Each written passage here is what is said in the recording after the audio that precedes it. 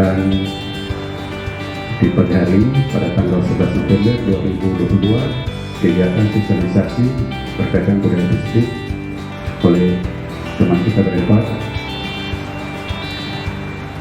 Saya buka dengan resmi.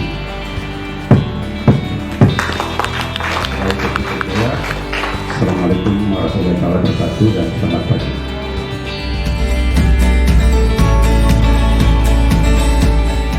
Wabarakatuh. Selamat pagi. Yang saya hormati Bapak Kepala Sekolah, Bapak Ibu Wakasek, serta rekan guru SMA Negeri 1 Halmahera Barat yang saya banggakan. Alhamdulillah pada kesempatan pagi yang berbahagia ini kita semua bisa hadir dalam ruangan ini. Pada kesempatan kali ini izinkan saya untuk berbagi materi mengenai disiplin positif, nilai-nilai kebajikan universal, dan keyakinan kelas. Beliau adalah Ki Hajar Dewantara. Beliau mempunyai banyak filosofi pendidikan yang bisa kita terapkan dan implementasikan di sekolah. Salah satu filosofi KHD seperti yang Bapak Ibu lihat. Nah, di sini guru mempunyai peranan penting dalam disiplin positif atau lingkungan positif. Guru menciptakan lingkungan belajar dengan aman dan nyaman sehingga semua guru dan murid harus saling belajar, saling bekerja sama, saling mendukung sehingga timbul kebiasaan baik, sehingga mempunyai siswa yang mempunyai karakter baik, sehingga timbullah lingkungan yang positif. Disiplin bukan hanya pada aturan di kelas ataupun di lingkungan kelas, tapi disiplin di sini dalam segala hal, tingkah laku, berpakaian, tata tertib, pembelajaran dan sebagainya yang berada di lingkungan sekolah yang harus disepakati. Makna disiplin berasal dari bahasa Latin disciplina yang artinya belajar. Makna asal dari kata ini berkonotasi dengan disiplin diri dari murid-murid Sokrates dan Sosialata. Disiplin diri membuat orang menggali potensinya menuju sebuah tujuan apa yang dia hargai. Berikut adalah dokumentasi kesepakatan kelas yang saya buat. Di gambar pertama, saya membagikan stick note pada siswa. Kemudian siswa bersama-sama membuat kesepakatan kelas tersebut di kertas karton. Kesepakatan itu ditempel di dinding yang ada di kelas masing-masing.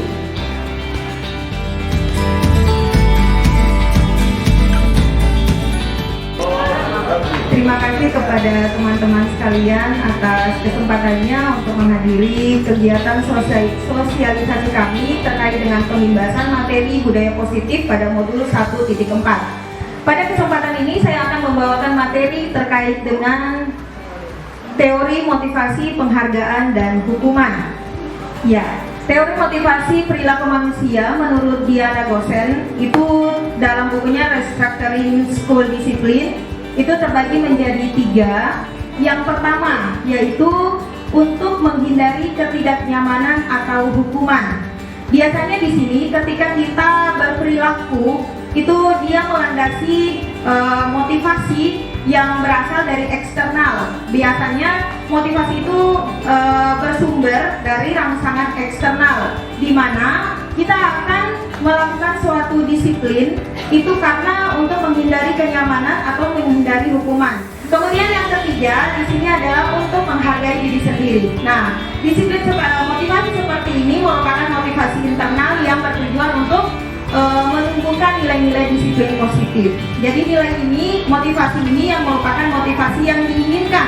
Bagaimana supaya kita merasa termotivasi berdasarkan internal kita, intrinsik kita, bukan ada rangsangan dari luar atau dari eksternal.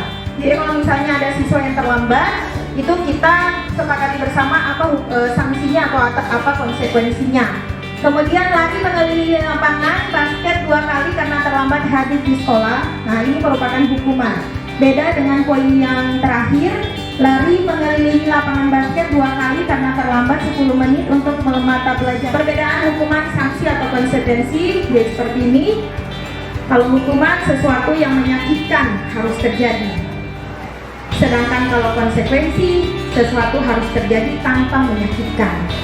Kemudian anak membenci kedisiplinan. Kalau kita memberikan hukuman, maka dampaknya adalah anak itu akan dia benci dengan disiplin. Sementara kalau konsekuensi, berarti anak lebih menghargai disiplin. Kemudian hukuman akan melahirkan sebuah paksaan. Jadi dihukum oleh penghargaan ini ada 5 menurut Amfikon. Yang pertama yaitu pengaruh jangka pendek dan jangka panjang. Jadi ketika kita memberikan penghargaan, yaitu hanya berdampak pada jangka pendek atau jangka panjang.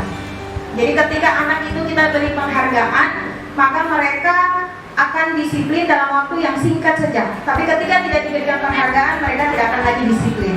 Aksi nyata di sini yang saya angkat itu mungkin beda dengan Ibu Tri punya, karena saya di sini tentang kebersihan, mewujudkan budaya bersih di lingkungan sekolah melalui program BRI, yaitu bersih, rapi, dan indah.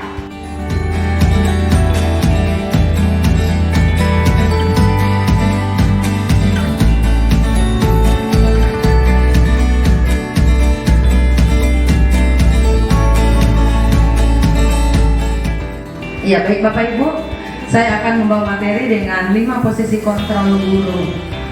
Kita lihat ya Bapak Ibu, dari seorang Gianni Gosen dalam bukunya Restructuring School Discipline, itu dia mengemukakan bahwa guru perlu meninjau kembali penerapan disiplin di dalam ruang-ruang kelas kita selama ini. Nah, dari sini muncul pertanyaan, apakah telah efektif kita di kelas? Kemudian apakah berpusat kemerdekaan dan memandirikan murid, dan bagaimana dan mengapa dan seterusnya. Kita di sini ada memang beberapa siswa yang memiliki karakter yang memang susah sekali untuk kita bina, walaupun kita sudah berulang kali tetapi saja masih melakukan pelanggaran tersebut, dan pada akhirnya posisi penghukum ini kita pakai. Posisi ini siswa itu akan memiliki penilaian diri yang buruk tentang diri mereka. Kenapa? Karena mereka merasa bahwa mereka sudah mengecewakan orang-orang tertentu. Ya, dan pada akhirnya di sini tidak akan siswa itu tidak merasa sadar diri, tetapi dia malah lebih menyendiri. Dia merasa lebih, karena dia itu tidak ada apa-apanya, tidak ada artinya. Saya seperti ini, saya mengecewakan orang tua saya begini, karena bahasa-bahasa tadi. Kemudian kita lihat yang ketiga adalah posisi teman. Pada posisi ini guru itu tidak menyakiti murid, namun akan tetap berupaya mengontrol murid melalui bahasa-bahasa persuasif. Guru di posisi teman biasanya menggunakan hubungan baik, kemudian bisa berkelakar atau humor untuk mempengaruhi seseorang. Biasanya mereka menggunakan kata-kata, ayo bantulah demi saya ya, demi ibu ya, demi bapak ya, ayo. Kemudian posisi monitor ini sendiri berawal dari teori stimulus respon yang menunjukkan tanggung jawab guru dalam mengontrol murid. Jadi biasanya kita pakai apa ya, data-data, biasanya ada checklist. Oh ini aturan, dia sudah melanggar aturan ini, poin pertama, ini poin ini. Dengan siswanya. Kemudian memotivasi siswa untuk mempertanggungjawabkan segala perilakunya dan mendukung siswa untuk menemukan solusi dari permasalahannya sendiri. Para manajer ini murid diajar untuk menganalisis kebutuhannya sendiri itu seperti apa. Kemudian diajar juga untuk menganalisis kebutuhan orang lain. Di sini penekanan bukan pada kemampuan membuat sebuah konsekuensi, namun antara murid dan guru itu dapat berkolaborasi. Jadi bagaimana memperbaiki kesalahan yang ada.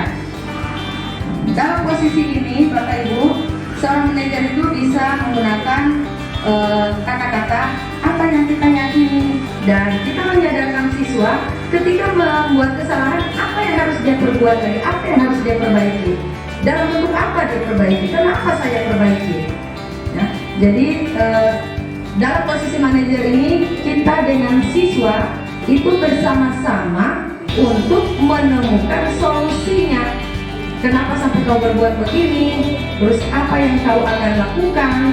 Mereka dengan sendirinya akan merasa bahwa oh ya saya tidak boleh seperti ini, dan lebih percaya diri lagi.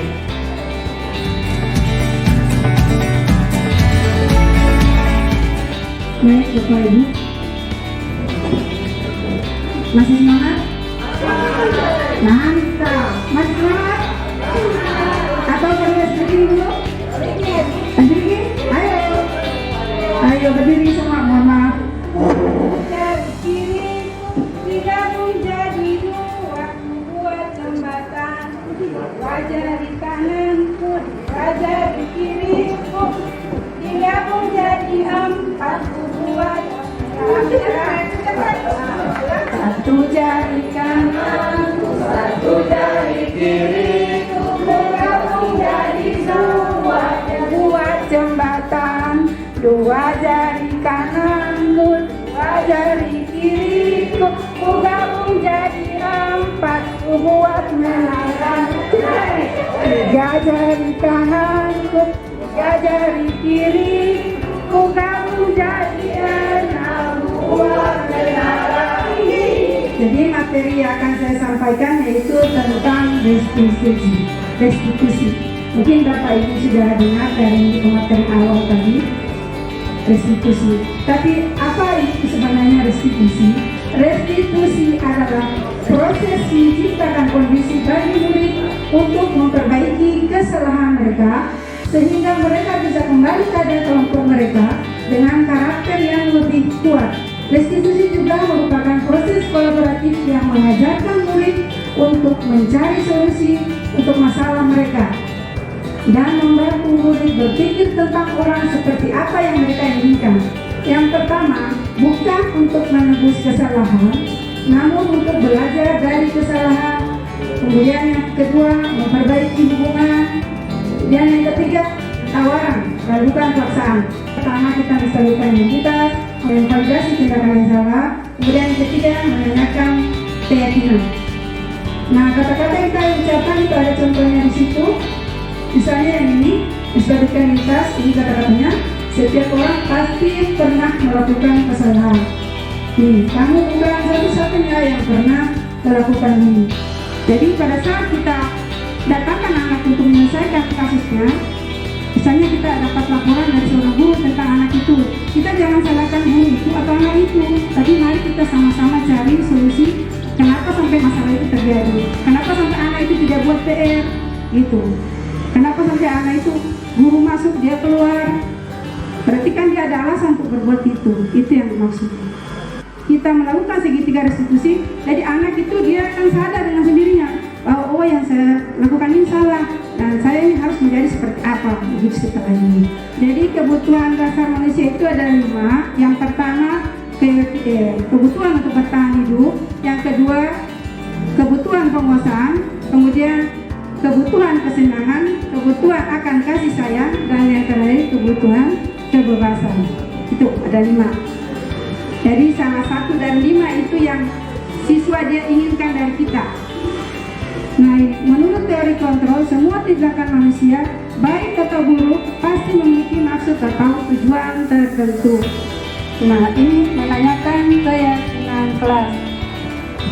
Teori kontrol menyatakan bahwa kita pada dasarnya termotivasi secara internal. Ketika identitas yang pertama tadi, ketika kita sudah identifikasi masalah, dia sudah tercapai, kemudian ketika kita memvalidasi tindakan yang salah juga sudah selesai, maka anak akan siap untuk dihubungkan dengan nilai-nilai yang dia percaya dan berpindah menjadi orang yang dia inginkan. Yang saya terapkan untuk anak wali saya, Steven Aprianto.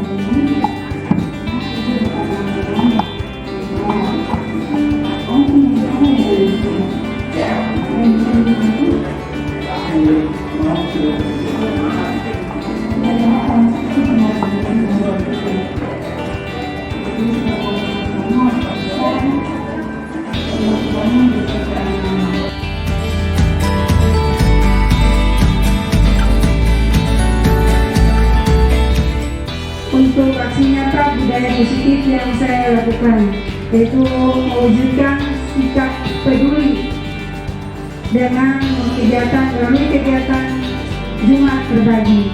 Nah ini videonya.